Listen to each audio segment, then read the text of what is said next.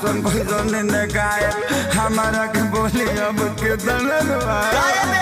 Depression में आ गए गाय भगवान कैसन कैसन दिन देखाए हमारा के बोली अब के तना दबाए पवन में जमीले रौरा हमारा बाराबादी में हमारा बाराबादी में। हेलो हेलो हेलो, जो भी बाराती भाई लोग खाना नहीं खाए हैं कृपया द्वार पे जाके खाना खा ले। ए भाई हाँ ये गांव के हुआ। हाँ हाँ ये का करे के बा बोल रहा तो करे के का बा बरतिया है लियावा खाना खियावा। काहे भगवान तू कैसन दिन देखो लो हमरे के अरे जोरे मन रखो नी। चलो चलो पतल लियावा। आज पतल चलाए के पराता हमारा अपने लभर के शादी में। आज पतल चलाए के पराता हमारा अपने लभर के शादी में।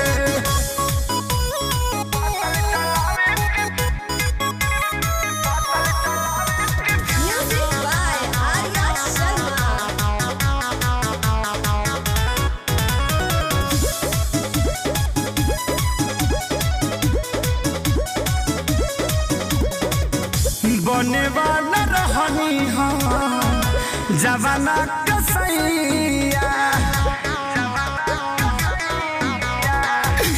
ई साला बुझता रे लड़की के भैया। टेंशन मत लीजिए, गलत फैमिली हो गया होगा। बने वाला रहनी हम जवाना कसैया ई साला बुझले लड़की के भैया। लागी कोई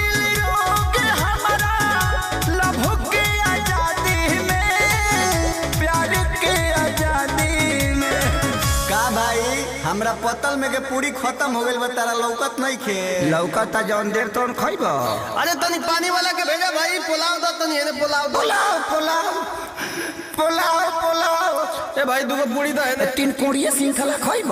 ई कौन आइटम है यार? आज पतल चलावे के पराता हमारा अपने लभर के शादी में। आज पतल चलावे के पराता हमारा अपने लभर के शादी में।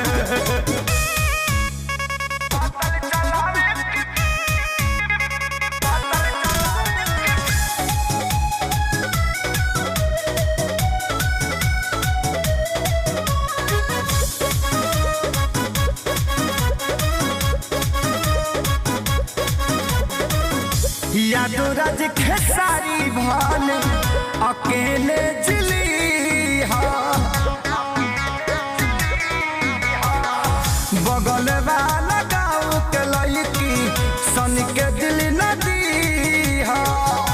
भैया एकरा अलावा कोनो ऑप्शन नहीं। यादो राज खेसारी अकेले जिली हा बगल गाँव के लड़की सन का दिल जाने दिया। फंस गई हम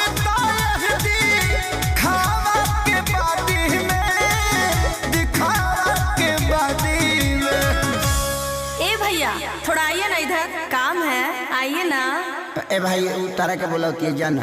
नहीं भैया मैं आपको ही बुला रही हूँ। हमरा के? हाँ। क्या भगवान अब कितना बुरा दिन ले जाइबा हमार। बता दी आज पतल चलावे के पराता हमारा अपने लवर के साथ में।